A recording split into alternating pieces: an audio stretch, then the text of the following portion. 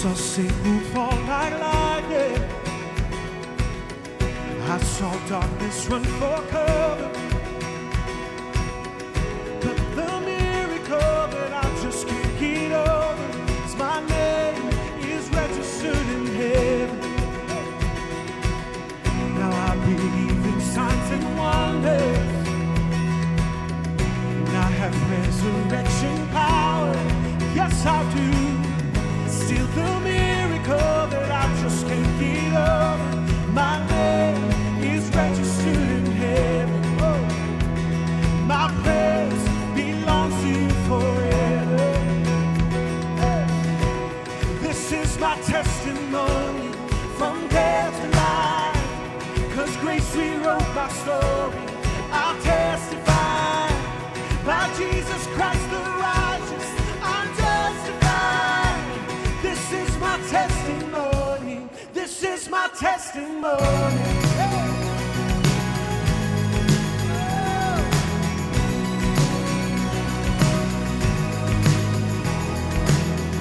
Come together, sons and daughters, bought with blood and washing water. Sing the praises of the Spirit, Son and Father. Our God will finish what He started. Yes, He will. Our God will finish what He started. This is my testimony from death to life. 'Cause grace rewrote my story. I'll testify by Jesus Christ the righteous. I'm justified. This is my testimony. This is my testimony.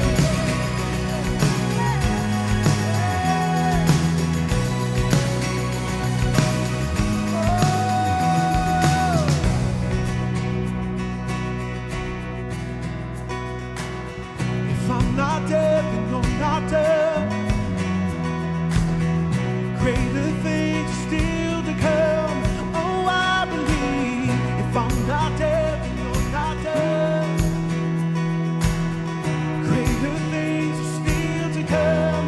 Oh, I believe. If I'm not dead, then you're not dead. Greater things are still to come. Oh, I believe. If I'm not dead, then you're not dead. Greater things are still to come. Oh, I believe.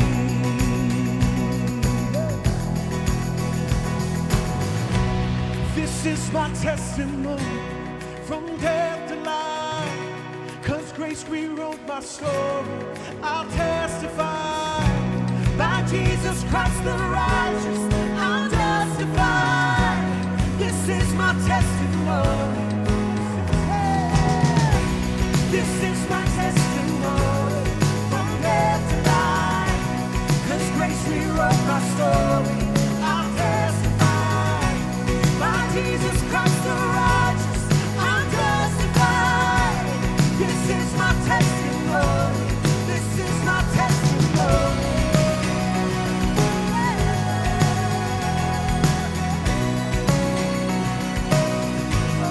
This is my testimony.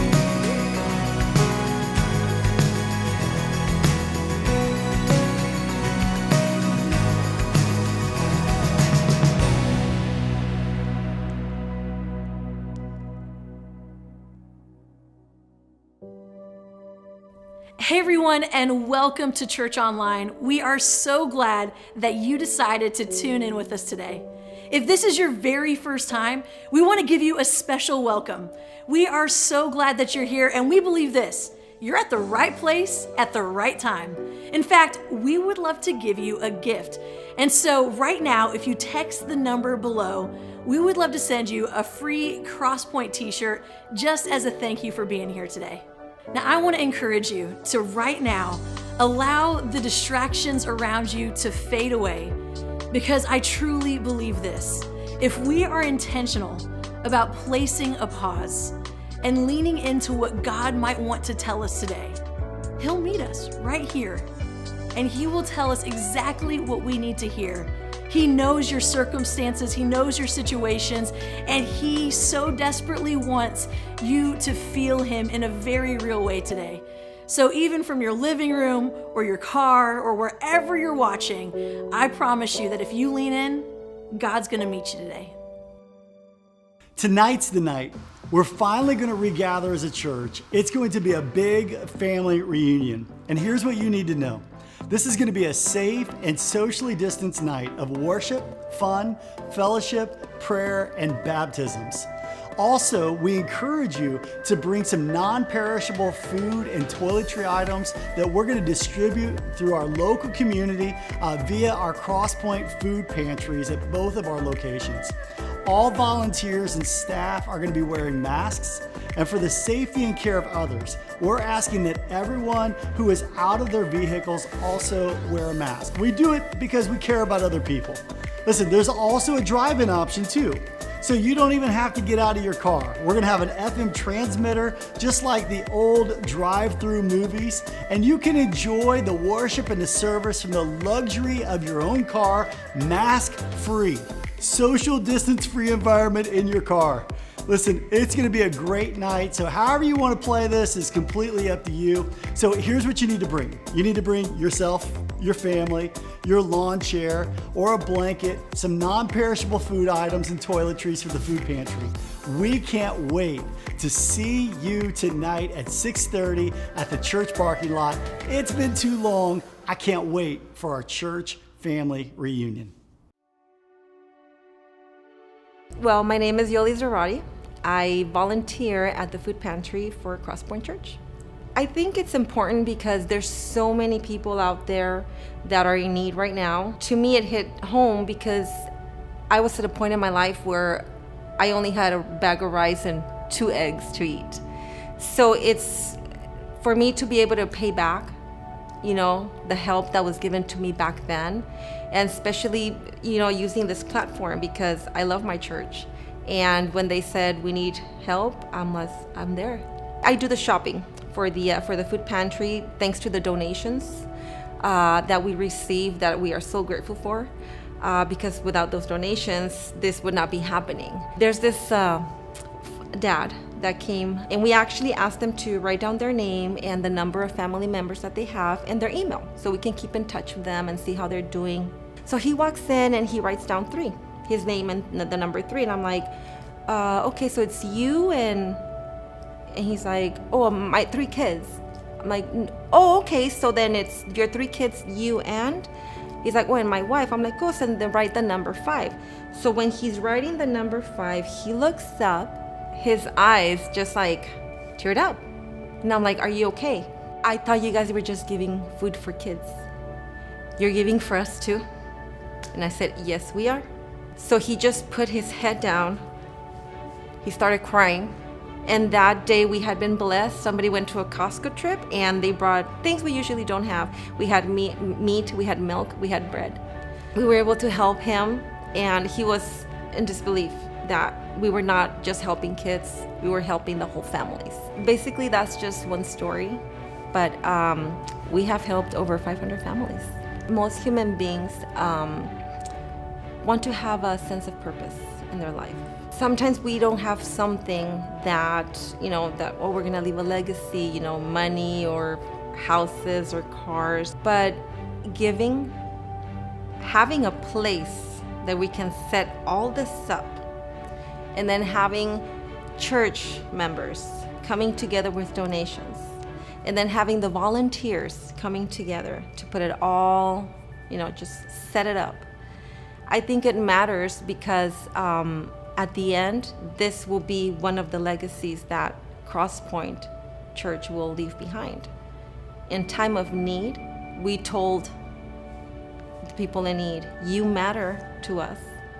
This matters, and we are here to help because you are worth it. You are a human being, and you are more than enough to matter to us.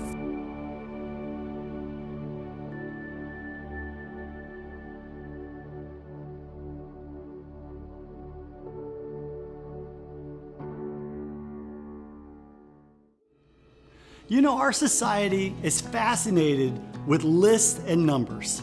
There's the Consumer Price Index, the AP College Football Poll, which will give way to the BCS rankings, the Forbes Wealthiest People list, and on and on. Well, there's another list that I came across, something called the Misery Index. It takes all kinds of negative numbers: unemployment, education, inflation, pollution, and it comes up with a way to describe just how miserable people are feeling. And the Misery Index has reached 12.6, which is its highest position in 28 years. So you now got some semi-scientific data to remind us all that things could be better. But you know what I've also come to realize? While happiness comes and goes with all kinds of life circumstance and factors, joy in life, it comes from a different perspective. See, I think misery has more to do with our perspective than our jobs, our bank accounts, and pollution. I'm not suggesting that those things are unimportant. It's just that they're not eternally important. It's not that the economy and the job market doesn't matter. They matter, and they matter a lot. And apparently, they're making a lot of people miserable. But generosity, it's one of those perspective-altering things. When we focus on the needs of others, we become less selfish and happier. When you only think about the things that you don't have or how miserable things are, it's tough not to feel bad. But when you think about God's goodness and God's grace, in spite of our own mess-ups, our own perspective changes. And giving is a form of worship. It's a way that we say thanks to God and serve our community.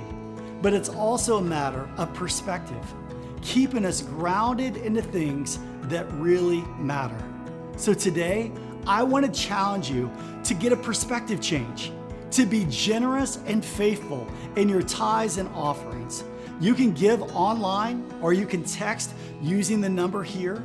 Better yet, I want to challenge you to automate the important. Sign up for reoccurring giving so your church can step into the future with boldness. When you financially support Crosspoint Church, you are a link on the chain of helping other people find and follow Jesus.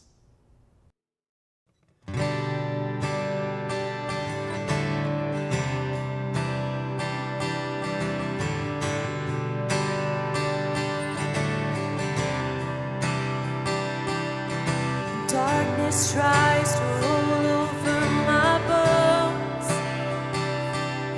and sorrow comes to steal the joy I own. Brokenness and pain is all I know. I won't be shaken. I won't be shaken. My fear doesn't stand a chance when I'm standing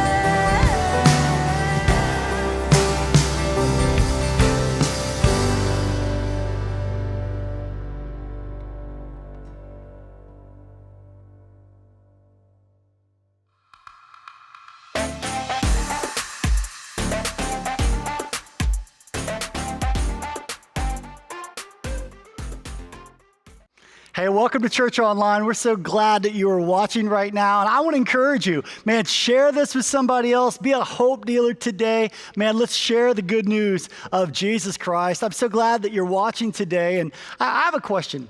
Have you ever found yourself just disappointed? How about just disappointed in yourself? You know, I find myself disappointed at times in who I am, that like I don't make as much progress as I would like to make in life. I'm disappointed, you know, here, case in point. So I'm studying for this message right now. I'm at Esther's Taco House, and I'm studying. There's a friend of mine. I start talking to him. We say bye. I leave, and I completely leave my message notes there. I'm so forgetful, and fortunately for me, I went back. They were in the trash can, a little bit of tacos, but no big deal. Was able to get them. I'm like, how am I so forgetful? I'm disappointed in the fact that, man, I'm just not good at home repairs.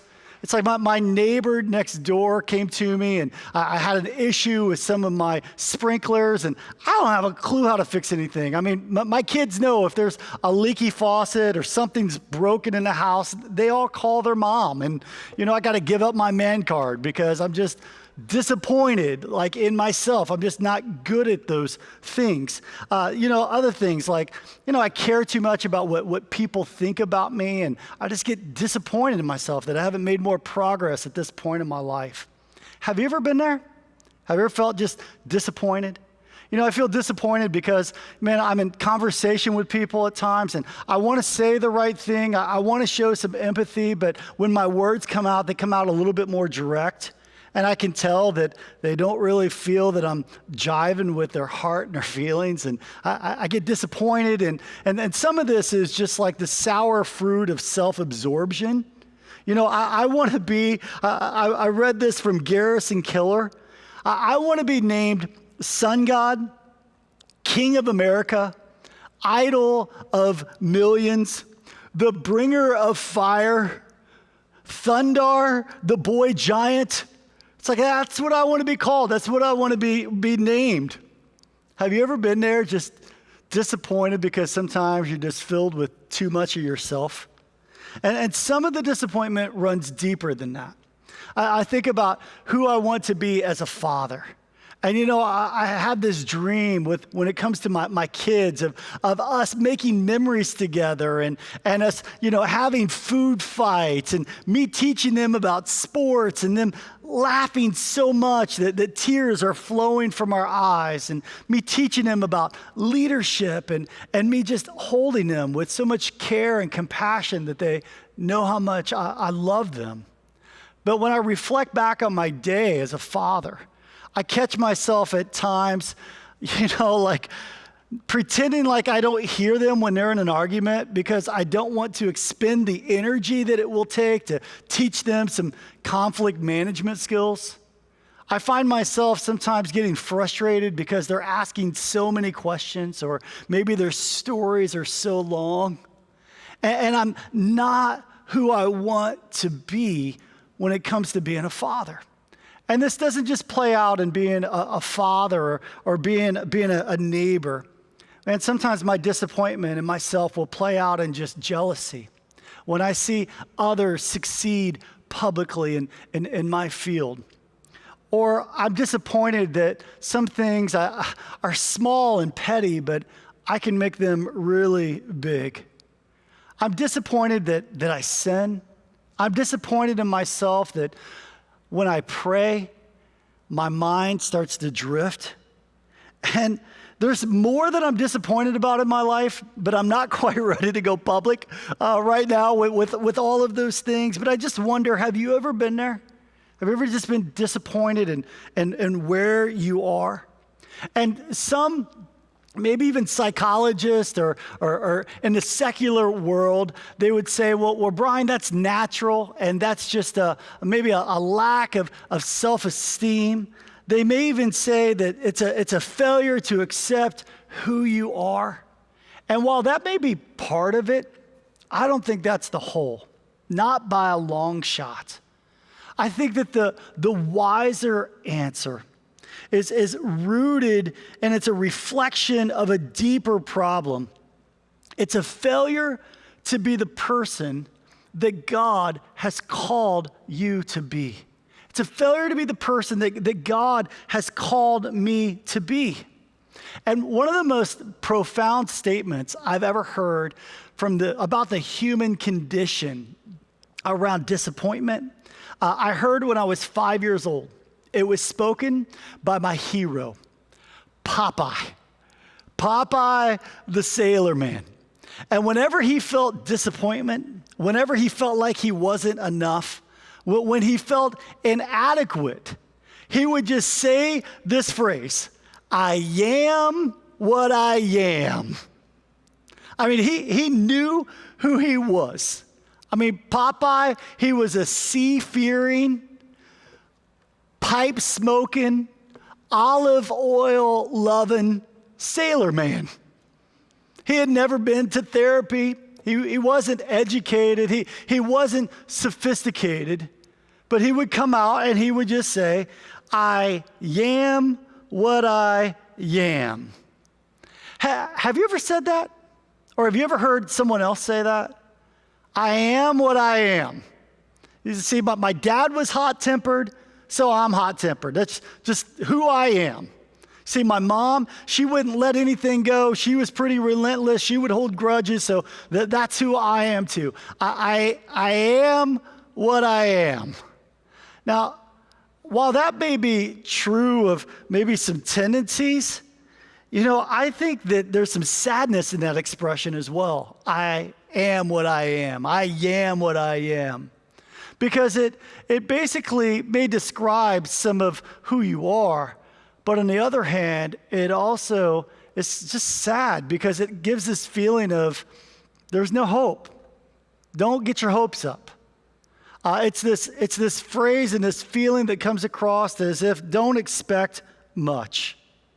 And these feelings of disappointment, they zap our hope from us. And we're in this series called Hope Dealer. And in this series, we're learning how to fill ourselves with hope. And this isn't something that you do on your own. Hope isn't manufactured just from the inside of you. Hope is tethered to God. And when you know who God is, that's why we're studying the names of God, and you understand his name, you understand his nature, his character, you can walk through a world of uncertainty and yet still be filled with hope because your hope is tethered not in who you are, but in who God is. So today we're talking about hope, and we're going to talk about, God and how God can fill us with hope. Now, I read this prayer that I thought was a pretty powerful prayer. I've got it on the screen today. It says, and now, Lord, with your help, I shall be myself. And now, Lord, with your help, I should be myself. See, I want to be who God has created me to be. I want to step into who he's called me to be. But I could only do that through God's power and through God's strength. Listen, if you want to grow spiritually in your life, if you want to be like Jesus, if you want to see what Jesus would see, you want to see what he would see looking through your eyes. You want to think how Jesus would think. You want to behave like Jesus would behave. You want to feel like Jesus would feel. See, in order to do this, you've got to have this relationship with God. And understand that God, he's not so concerned about your spiritual life. He's concerned about your entire life. What I mean by that is sometimes we think that our spiritual life is just our Bible reading, our prayer time. Listen, God is more concerned about who you are, every single area of your life, and that we're becoming more and more like who he has created you and I to be. And whenever we're on this hope journey, we have to understand that it's only God that can truly give us hope. He is the source of our hope. I read this story about Michelangelo, the great sculptor, and he sculpted this masterpiece. It's actually called the Pieta. And the Pieta was sculpted, it actually means pity or compassion.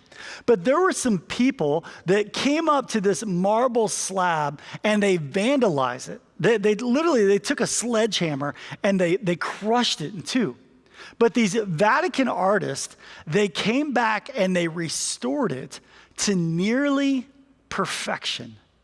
And when I read that story, I immediately thought of Ephesians chapter 2 and verse 10, where it says, "For we are God's masterpiece." That means you are a masterpiece. You are a pieta. The word actually is poema in the Greek, which is where we get our word poem or poetry.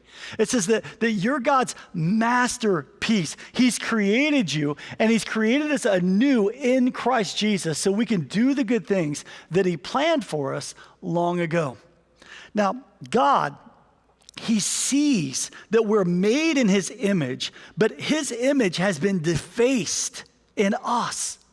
And it's been smashed. It's been broken. And God, he doesn't want to just repair you. He wants to, Ephesians 2:10, he wants to create us anew. He didn't want to just bring us back to we're broken and put us back together. He wants to create something brand new when we are in Christ Jesus. Man, this is where we find hope, is through that process. Listen, I want to tell you the story today of a man in the Old Testament that faced disappointment. And he was leading a group of people that had been highly disappointed. They were in a time in our world where there was no hope for them at that time. This was a man that came from a dysfunctional family. This was a man at times that struggled with anger. This is a man that would just take things into his own hand at times. But he had this defining moment that happened in his life. It was an interruption in his life, but it was an interruption that he paid attention to because God was in the interruption. This man's name was Moses. And one day he was walking in the wilderness and he saw a bush. That was the interruption, and it was burning. And you know, he could have looked the other way. He could have ignored it. And if he would have ignored it, he would have missed what God had for him. He would have continued his life in this stage and season of disappointment in himself. But he didn't miss it. He looked towards the bush, and he had this burning bush experience with God where God spoke to him. And God said, "Moses, I want to use you to be a hope dealer." And God told him, "I want you to go to Pharaoh, who was the commander-in-chief of all of Egypt. And I want you to tell him, 'Let my people go.'"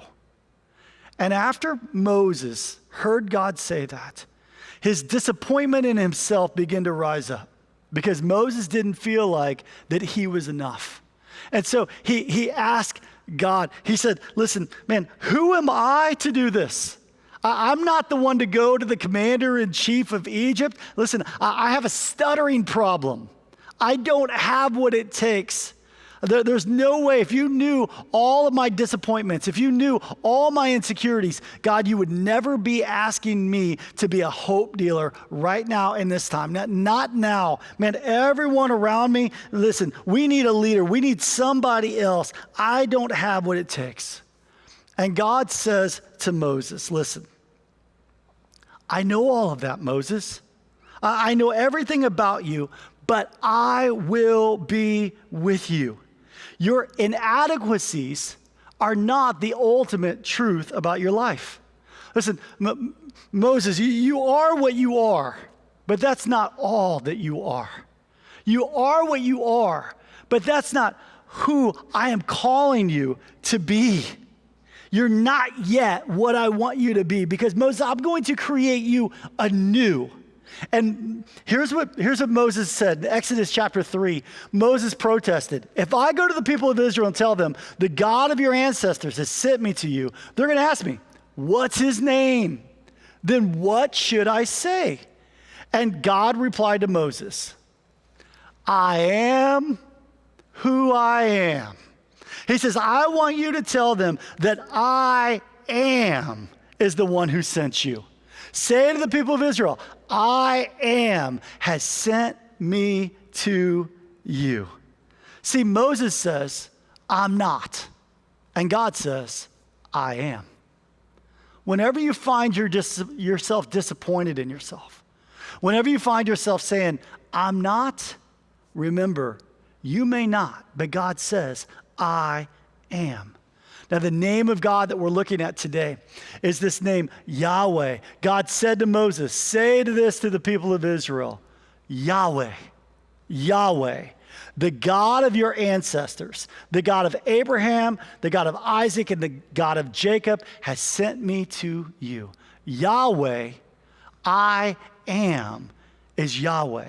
And Yahweh, it means this. It means the self-existent one. That God is enough. You know, Yahweh is translated as the word Lord. Did you know that the word Lord is used 6,800 times in the Bible? Yahweh, I am. You may not feel like you are, but God says, I am. I am is with you. I am is who I am, is what God says. Listen, I remember whenever I was in college and I was playing basketball on the basketball team, and our center was not playing very well. His name was Nate, and Nate wasn't playing well. I was sitting on the bench. I wasn't playing very well either that game. And my coach, who was an older guy, he was 1956 All-American for the University of Nebraska basketball team. He played with Tom Osborne, the legendary coach of Nebraska, was his roommate in college. So my coach was older. But my coach, he wanted to take Nate out of the game, so he looked down the bench and he saw a guy, Mike. Now, Mike never got in the game. Now, Mike was super tall, just wasn't a great basketball player. And so coach got tired of watching Nate not play very well, so he yelled down to the bench and he was looking at Mike, and he meant to say Mike, but instead he said Nate, the guy he wanted him to come in for. So he just looked down and he said, Nate! And Mike kind of looked down, and I kind of looked down, and coach just went back to watching the game. Then a little while later, he looks back down and he said, Nate! And he said it 3 times, Nate!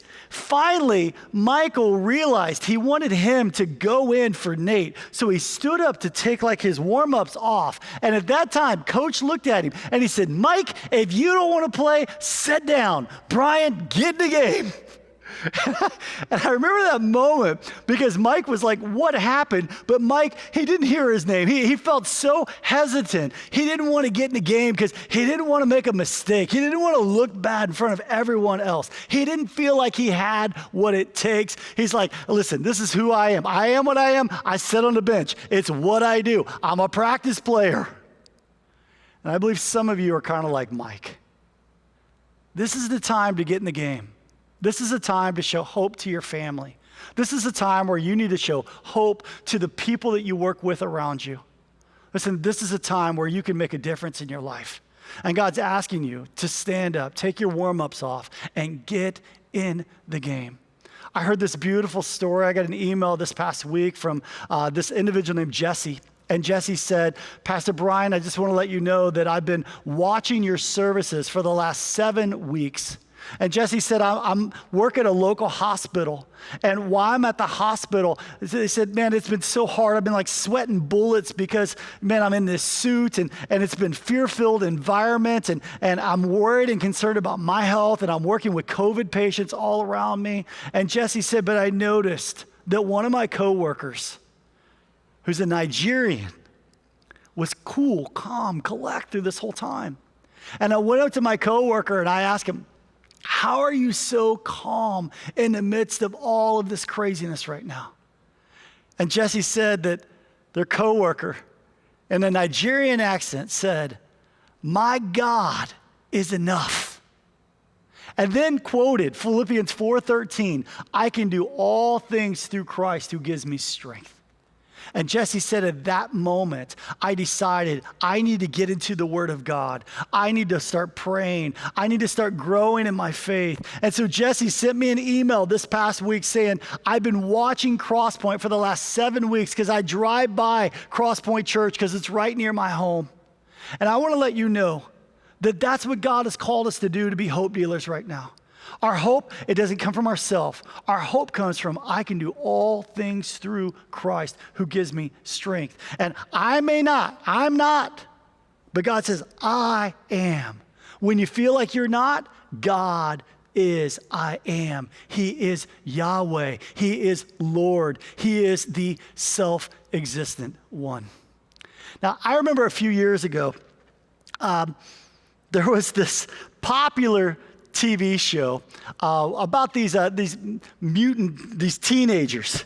And these teenagers, they had these powers, and the name of the show was the Mighty Morphin Power Rangers. And, you know, it was an unlikely hit because it was shot on a low budget. It was made in Japan and kind of dubbed into English. And the real appeal of the show was that the characters could morph. They could access a power beyond themselves, and they could become like these martial artists. And their rally cry, they would say, it's morphin' time. It's morphin' time. Now, to morph means to be transformed. And I believe that this desire for transformation is inside of all of us. And that's why we go to therapy.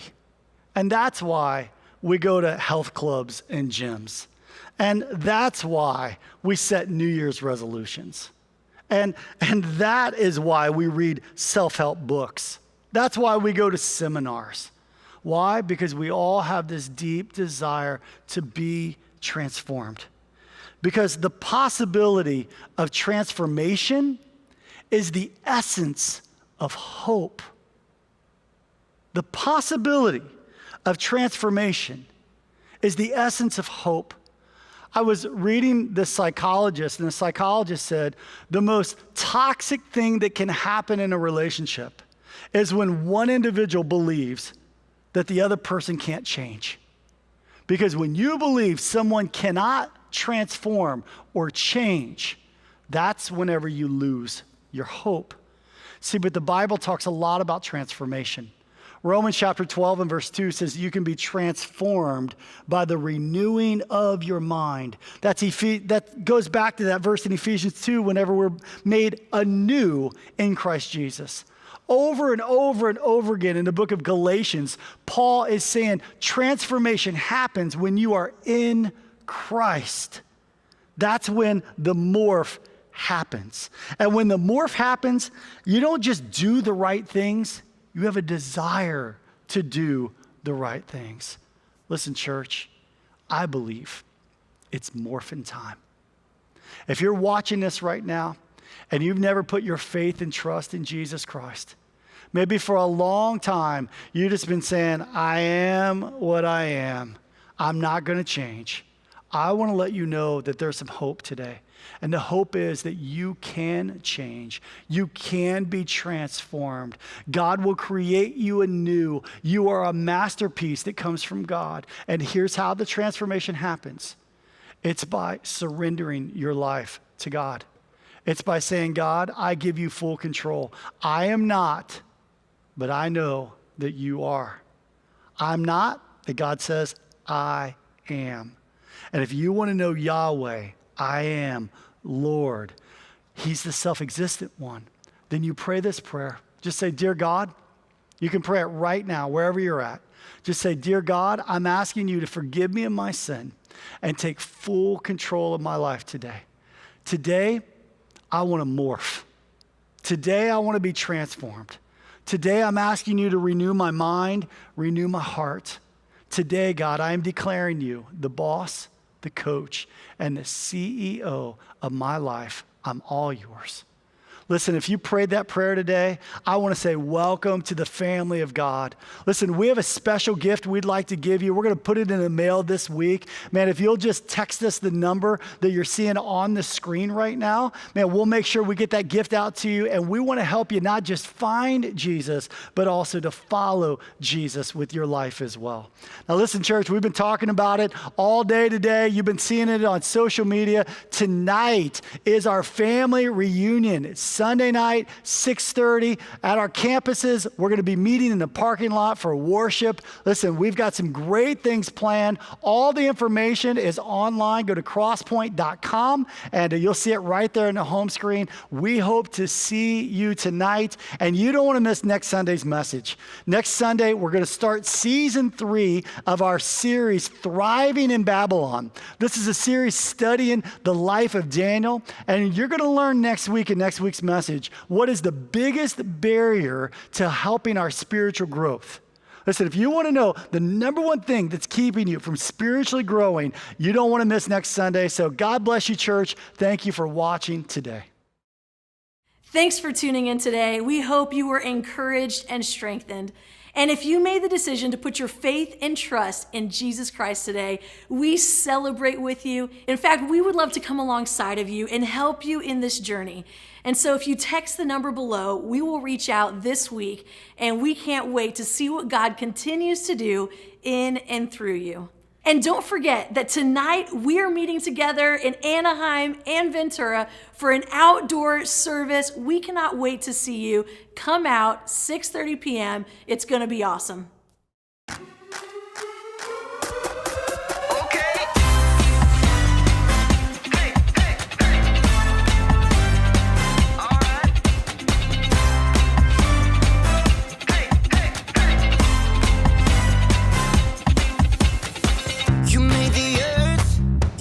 Spinning. You made the ocean and everything in it, and you made the sky so blue, and you made every other color too. You made the sun, you keep it shining. You put the moon up in the midnight sky, and everything around me created by you only. I just wanna thank you, 'cause everything you made is so beautiful. Every single star and every beat of my heart, and it's beautiful. You made my feet, you made my hands, you made me sing and you made me dance, 'cause your love is all around me, and your love is so astounding. I just wanna thank you, 'cause everything you made is so beautiful. Every single star and every beat of my heart, and it's beautiful. Here we go, break it down now. Everything you created with your imagination is wonderful and good. Wonderful and good. You're my inspiration beyond all explanation. You're wonderful and good. You're wonderful and good. Everything you created with your imagination is wonderful and good. Wonderful and good. You're my inspiration beyond all explanation. You're wonderful and good. You're wonderful and good. I just wanna thank you, 'cause everything you made is so beautiful. Every single star and every beat of my heart, and it's beautiful. I just wanna thank you, 'cause everything you made is so beautiful. Every single star and every beat of my heart, and it's beautiful. Hey everybody, it's me, Jacob, and today I'm here to talk to you about creativity. Creativity is imagining what you could do because you were made in God's image. There are so many different artistic ways to be creative, and today I hope to demonstrate just how creative I am in the culinary arts. Now you might be thinking, oh, hey Jacob, what are the culinary arts? And that's totally okay, because I had to look it up too. I had no idea. So allow me to elucidate. I had to look that word up too. Okay. Basically, it's this.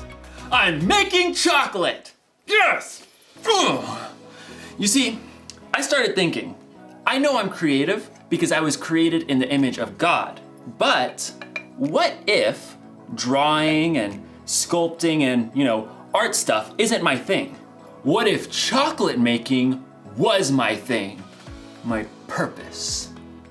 And time for the last thing, the cocoa powder.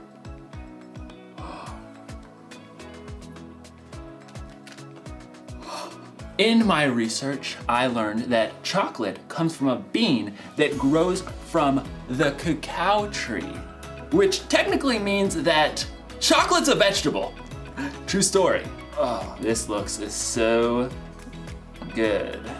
Bon appetit. That is so good. I think I've really discovered what my purpose is. Chocolatey goodness. It's like in today's story. God had a purpose for a woman named Esther, and you're going to find out if she discovered her purpose before it was too late. Time to check the old recipe book. Oh, let's see. Chill for 4 hours. Chill for 4 hours. No, I'm kidding, obviously. It means to put it in the freezer. Just, duh. I had to look it up. And I spent 2 hours in the freezer before I realized that it meant the chocolate and not me. So, see you soon.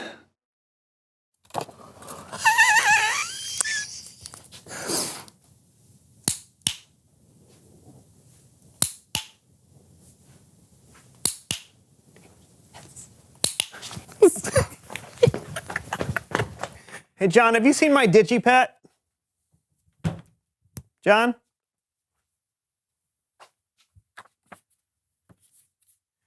Dear Brandon, please read the poem on the desk directly into the camera. All right, easy enough. Where to look? Where to look? I know not where to look. Sorry. Start from the beginning.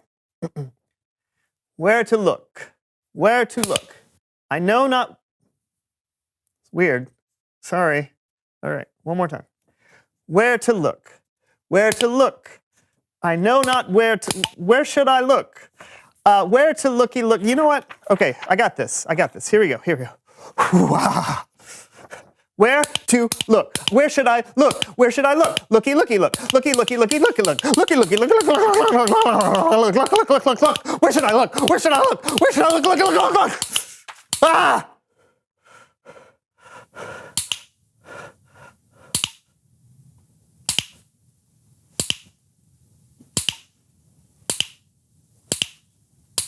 Looky, looky, looky, looky, looky, looky, look.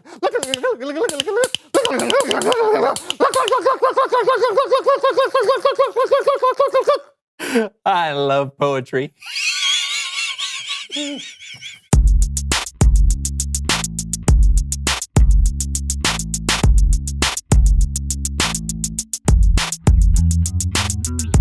Hello, everyone, and welcome to the So-and-So Show. I'm Brandon. And I'm John. What are we talking about today, John?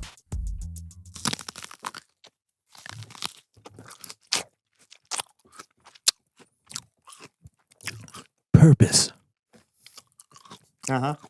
Purpose. And my purpose today, Brandon, is to help you relax by providing soothing yet enjoyable sounds for you and your viewers to listen to.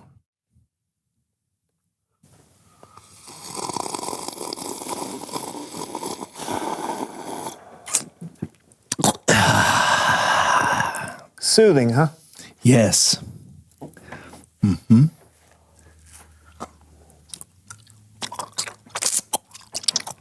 Mm.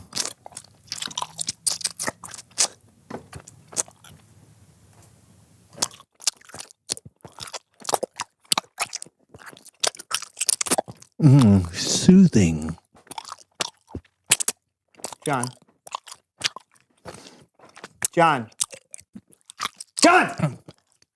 What? Can you stop? Can you take the microphone away from your face? Turn it off or something? Why? Just please do it. Fine. What's the problem? You're making a bunch of mouth noises into a microphone. Well, yes, Brandon. I am. It's called ASMR, which stands for Autonomous Sensory Meridian Response. It's all the rage on the World Wide Webs. Mouth noises? Yeah. You got a problem with mouth noises? Everyone has a problem with mouth noises. They're gross. Well, Brennan, you're really not going to like the game I had planned. Why? It's called What's John Eating? No!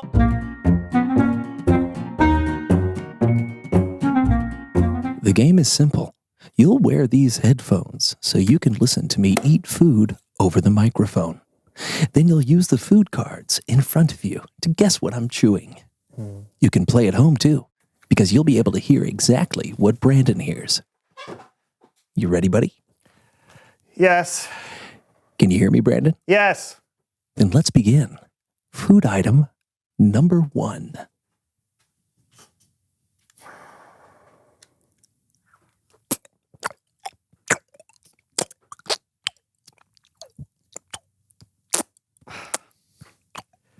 I don't know, a hard-boiled egg?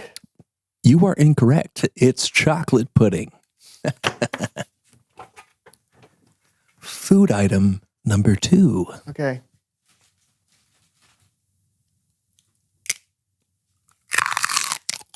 I don't know. It's a carrot. Oh, so close. It was celery. I thought you'd get that one.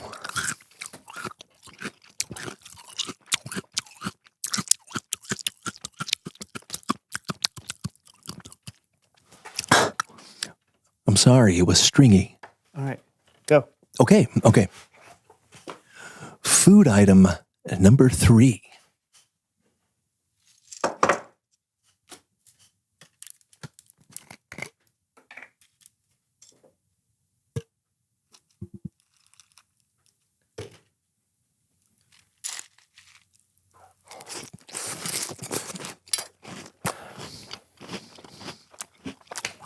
I don't know, chocolate pudding. Wrong again. It's cereal.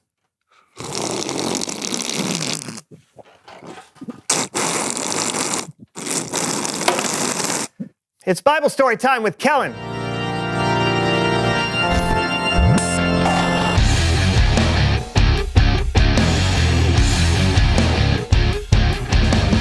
Hey guys, what's up? Hey, Kellen.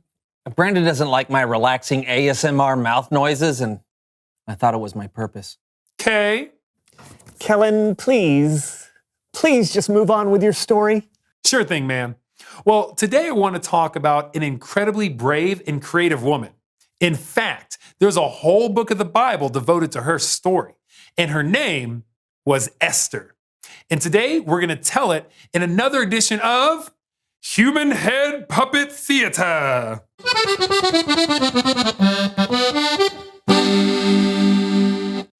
Esther's people, the Jews, were living in the country of Persia because the Jewish nation had been conquered in battle. The king of Persia was a guy named... I can say my own name, thank you. Sorry, my bad. Yes, you're bad.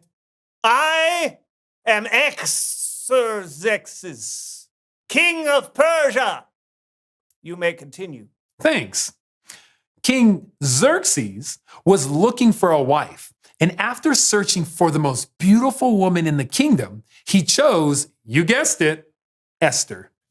Ladies and gentlemen, give it up for Esther! Hello! I am Esther, the new queen.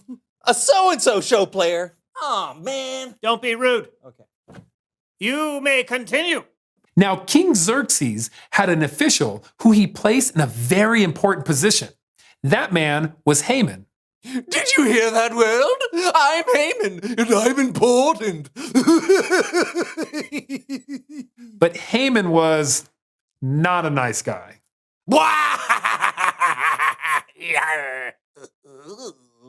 The king commanded that people bow down to Haman when he walked by, and everyone did. Well, almost everybody. I'm walking. Hey, you! Who, me? Yes, what's your name? Why are you not bowing? My name is Mordecai, and I'm not bowing because I don't want to. Oh, that makes my mustache curl. Haman was so angry. He made a plan to get back not just at Mordecai, but all his people, the Jews. Haman convinced the king that the Jews were evil, and the king issued an order to have the entire nation wiped out. But what Haman didn't know was that Mordecai had a very famous relative. Dear Queen Esther, it's me, your cousin, the guy who practically adopted you, remember?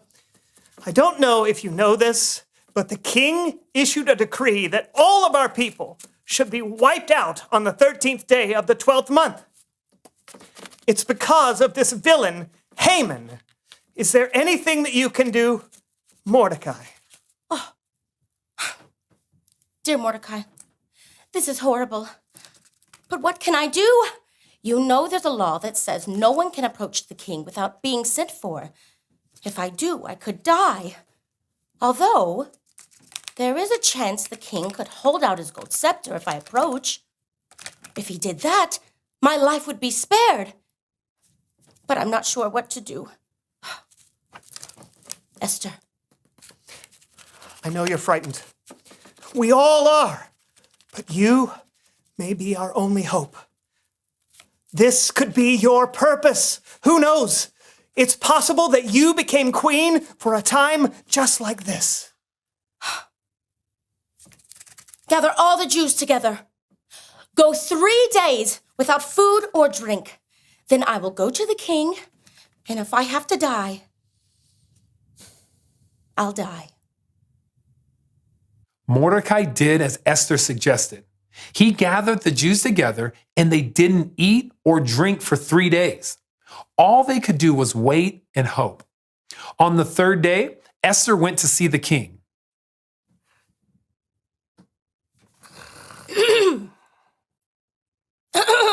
King Xerxes? What?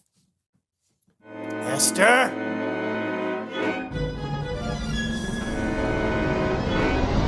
What is it, Queen Esther? Do you have a request? Anything you want, I'll give it to you. I've prepared a feast, and I would like for you to come. Oh, and invite Haman. Food. I like food. Yes, it's a date. Haman! Yes, Your Majesty. Queen Esther has prepared a feast. Would you like Yes!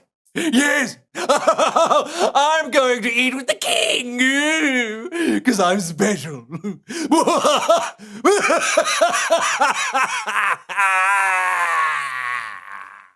The feast happened just as Esther had planned. It went so well that Esther asked the king and Haman back the next day for a second feast. That's when she made her move. What a delicious feast, my queen. Now tell me, what can I give you? Anything you want, up to half my kingdom. Your Majesty, I hope you will be pleased to let me live. Please spare my people. It has been ordered that we be wiped out. What? Oh, the candles!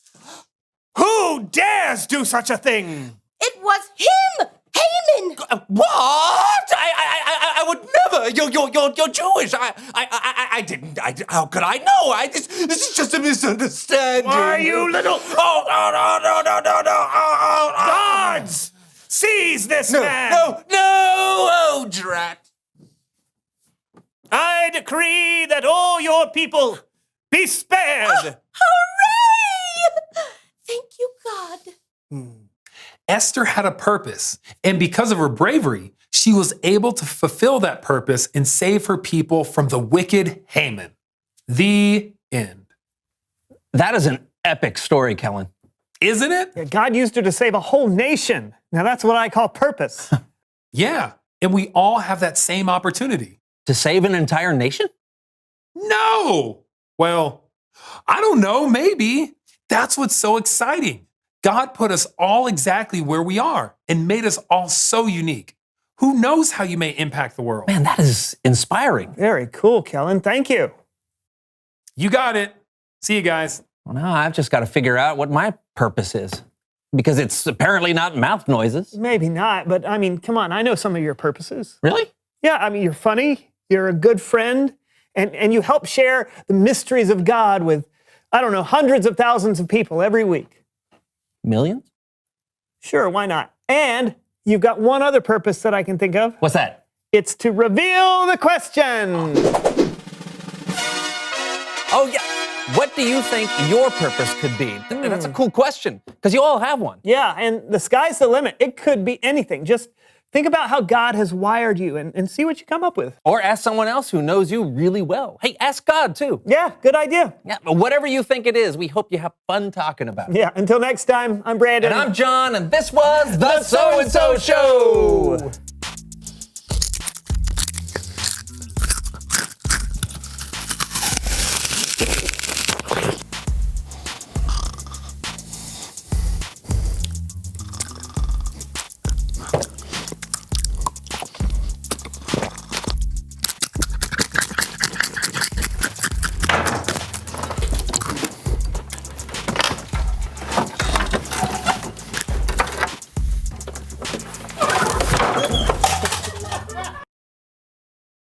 God always has a purpose. He had a purpose for Queen Esther when he put her in the right place at the right time to save her people. He had a purpose when he sent Jesus to pay for the sins of the world. And here's something you may not know. God made you for a purpose. It's true. Now, you may not have to save a bunch of people from total destruction. I don't know, or maybe you will. Who knows what God has planned for you? But I do know God has a plan and a purpose for your life, whether it be big or small. So think about it. What's your purpose? Is there something you like to do more than anything else? Like baking, or organizing, or juggling. Maybe what you like to do has something to do with your purpose. Or what about this? Is there something that you care about more than anything else? Like animals, or taking care of people, or keeping the planet clean? Maybe those things have something to do with your purpose. Whatever it is, here's the one thing to remember. God created you for a purpose. Actually, I think it would be safe to say purposes. Maybe it's something giant, like Esther. Or maybe something simple, like chocolates. Didn't get it. So close, gonna keep trying.